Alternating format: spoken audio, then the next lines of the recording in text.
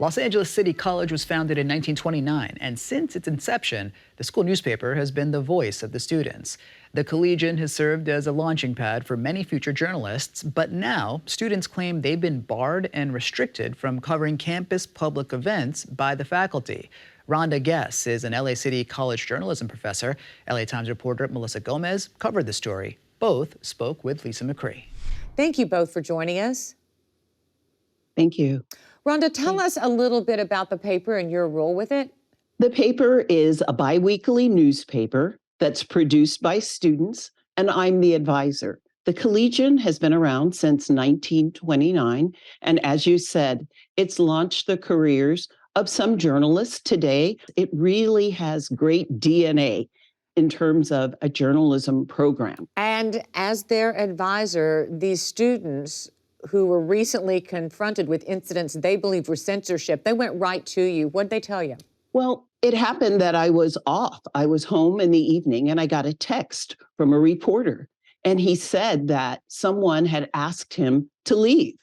And I read the text and then I texted back. I was like, tell me what's going on. And it was Juan Mendoza, a very experienced student reporter who was covering a concert to honor our outgoing president. Someone walked up to him who turned out to be the chair of the music department, and she said, "Why are you here?" And he said, "I'm from the Collegian. I'm covering the concert." She said, "This is private. You need to leave." And she insisted, and ultimately he left. Why would she not want him there? I'm still not clear a month into this because she has not spoken. In your reporting, Melissa, you found there were other similar cases within the athletic department. That's right, Lisa. A lot of students who work at this paper have said that they have faced some level of censorship, and one of them is Beatriz Alcala. Back in 2021, she said that she was out, on the field when the athletic director asked her, said she couldn't be near the bench where the women's soccer player were. And then eventually, he drew an imaginary line on the field and said that she couldn't cross it. And she hasn't gone back to the field since. Rhonda, has this athletic director, Rob McKinley, confronted you about it? The day that this happened, Beatriz Alcala phoned me. She phoned me. I was in the offices. I told her, come back. Let's get the papers. And we went back to the field to pass the papers out. That's what he prevented her from doing, circulating the Collegian. He came up to me and he said, "Professor Guess." And I was like, "Yes." And he was like, "Could I talk to you?" And I was like, "Sure." The interaction was wholly unsatisfactory. Beatrice was sort of on my shoulder. She was with me. And he said, "Not her. I don't like her." At that point, I thought, I have a problem here. And I said, "How can you talk to a student like that?" And he was like, "I don't like her, and I don't like some of the things you write in the paper." And he began to confront me, I would say, about the things the students cover, like a scoreboard that wasn't working, or someone who went by ambulance to the hospital. Melissa, why is this important? It's a college newspaper.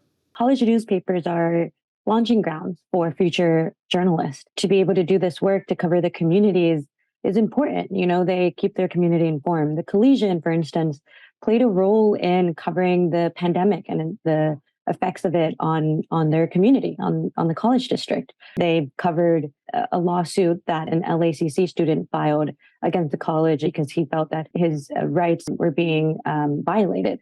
And so they play an important role of sort of being watchdogs in their community. Melissa, has the college president said anything? I talked to Mary Gallagher, who is outgoing about this. On the first instance at the Music Center, she initially told me she believed it was a miscommunication. And so when we talked about it, though, she affirmed the rights of student journalists. She's a big advocate for student journalists at the college. Actually, one of the latest developments is that the board of the college passed a resolution to affirm the rights of student journalists at their college as well. Rhonda, what has this done to your students? Has it had a chilling effect, or are they mad and wanting to charge forward? It's affected the students on many levels. For Juan Mendoza, I would say It was it was humiliating. That's what he texted to me. And he had to talk himself through it, you know? He's out in town, he's at City Hall, he's on Skid Row.